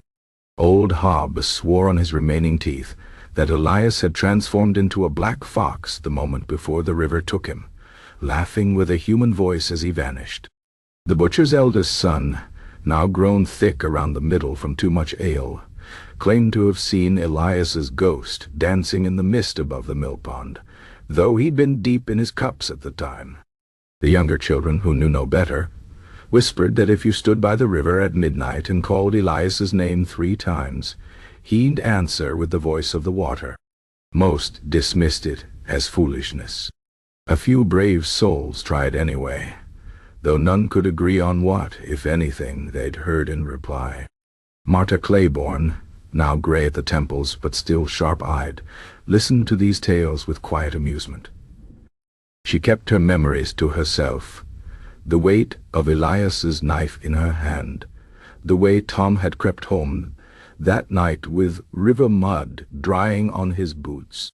Some truths were too precious to share with gossips. The Reeve, old before his time, took to muttering about curses whenever his joints ached in the damp. Father Alden, long retired to a monastery up north, had reportedly dedicated his remaining years to prayer and reflection, though no one could say what exactly he was reflecting on. Only old Nan seemed untouched by time, her tongue as sharp as ever. When travelers passed through, asking after the legend of Elias Mercer, she'd fix them with her milky stare and say, "He wasn't half as interesting as they make out. Just a man who knew how to be quiet." Then she'd sell them a charm against ill fortune and send them on their way. Tom, now a man grown with children of his own, sometimes took his son fishing at the bend in the river where the current ran swift and deep. If the boy noticed his father tossing an extra crust of bread into the water now and then, he never asked why. And somewhere beyond the borders of Bracken Hollow, in places where the name Elias Mercer meant nothing at all, a man with scarred hands and a dry wit might have been seen tending a modest farm, or trading at a distant market, or simply sitting by his own fire, content in his solitude. Or perhaps not, for in the end, it hardly mattered what had become of Elias Mercer.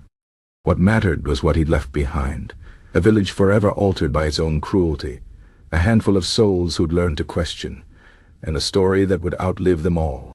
The wind still moaned through the cracks in the cottages on stormy nights. The river still chuckled as it passed the mill.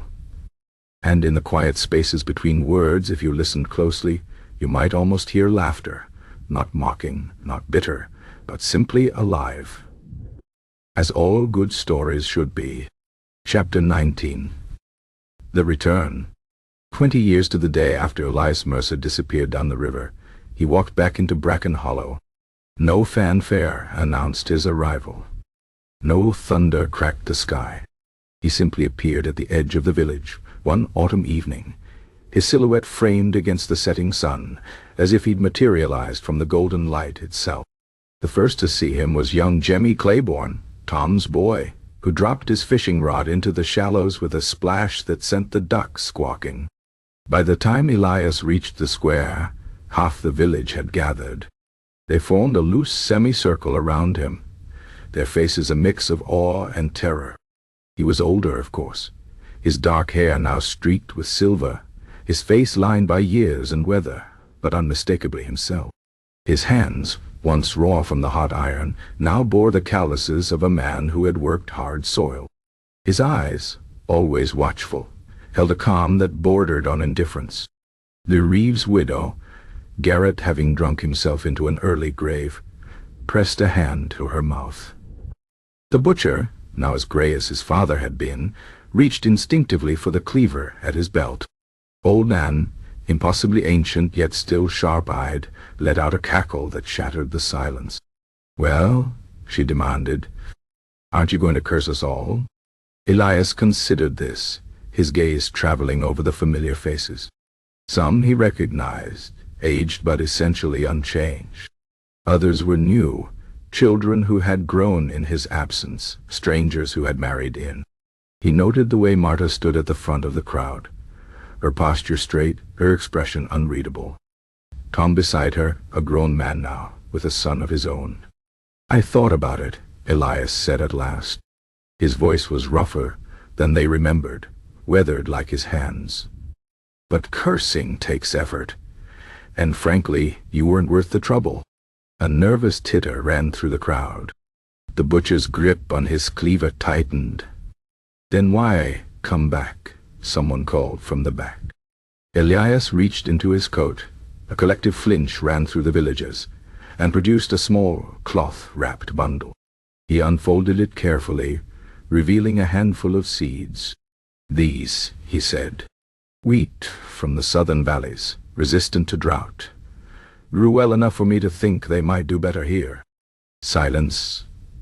Then old Nan snorted. "That's it? After 20 years you come back to play farmer?" Elias shrugged. Seemed as good a reason as any. Marta stepped forward then, her movements deliberate. She studied Elias's face for a long moment before reaching out to take the seeds. Her fingers brushed his, just briefly. "They'll need tending," she said.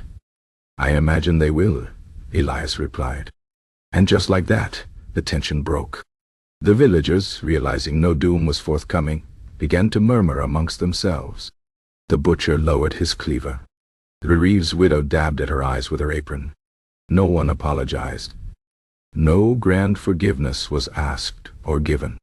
But as the crowd dispersed, some still casting wary glances over their shoulders, Elias found himself standing alone in the square, the setting sun painting the crooked steeple gold. Tom approached last, his son peeking out from behind his legs. "The old cottage still stands," he said. "Needs work." Elias nodded. "I fixed worse." And with that, the matter was settled. The scapegoat had returned, neither vengeful spirit nor penitent sinner, but simply a man with seeds in his pocket and time on his hands. As night fell over Bracken Hollow, lamps were lit in windows that had been dark for years. The wind carried the scent of wood smoke and the distant sound of laughter, not cruel, not nervous, but simply human. And somewhere downstream, the river chuckled to itself, as if privy to a joke no one else could hear. Chapter 20. The cycle repeats. The winter after Elias Mercer returned was the mildest Bracken Hollow had seen in generations. The southern wheat took well to the soil, producing a harvest so abundant the villagers had to build a new granary to hold it all. For the first time in living memory, no one went hungry when the snows came. Elias kept to himself mostly, repairing the old cottage with quiet diligence. He spoke little, smiled less, but tended his crops with a care that bordered on devotion. The villagers, unsure what to make of this unspectacular return, settled for nodding politely when they passed him in the lane, and pretending they'd never tied him to the stocks. Then the spring rains came. Not the gentle showers that coax seedlings from the earth, but a ceaseless deluge that turned fields to bogs and swelled the river until it licked at the foundations of the mill. The village watched helplessly as their prized wheat rotted underwater, the stalks turning black as the mud that swallowed them. On the third day of the flood, the tanner's daughter fell ill, a fever that painted her cheeks crimson and stole her voice to a whisper.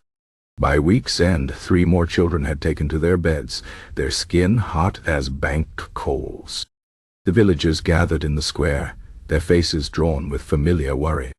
The Reeves' son, a weaselly man who'd inherited his father's position, but none of his presence, cleared his throat. "This is no natural illness," he declared. "Someone has brought this upon us."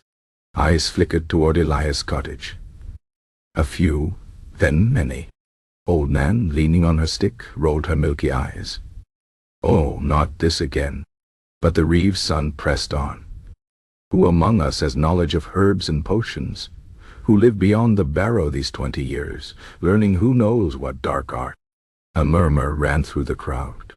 The butcher, the old butcher's son now, but just as quick to anger, folded his thick arms.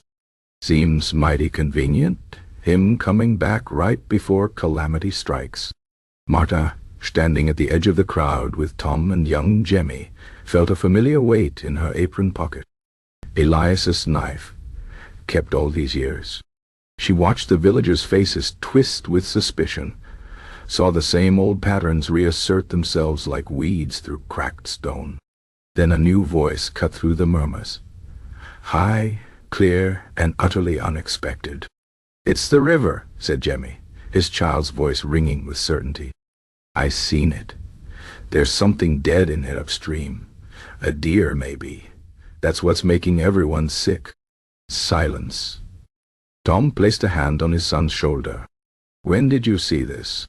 "Yesterday, when I was checking my snares." Jemmy glanced around at the adults, his face scrunched in confusion. "Ain't none of you looked?" The Reeves' son opened his mouth, then closed it. The butcher scowled. Old Nan cackled. Elias, who had been watching silently from his doorway, pushed away from the frame and began walking toward the river without a word. After a moment, Marta followed. Then Tom Pun. Then, one by one, the rest of the villagers, some sheepish, some still muttering about curses, but all moving in the same direction. They found the carcass half a mile upstream, tangled in the roots of a fallen willow. A deer, just as Jemmy had said, its body bloated with decay.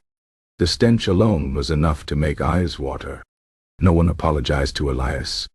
Not in so many words. But when the Reeves' son suggested someone should wade in and drag the carcass free, it was the butcher who rolled up his sleeves first. That evening, as the sun broke through the clouds for the first time in days, Elias sat on his porch, sharpening a scythe. Marta came by with a loaf of fresh bread and a pot of honey. "Jemmy's got his grandmother's eyes," she said by way of greeting. Elias tested the blade with his thumb. "Lucky for you all." They watched as the village children, Jemmy among them, played at the edge of the square, their shouts and laughter weaving through the damp air. Somewhere beyond the barrow, a crow called. The river, cleansed of its poison, chuckled along its banks. And so the world turned.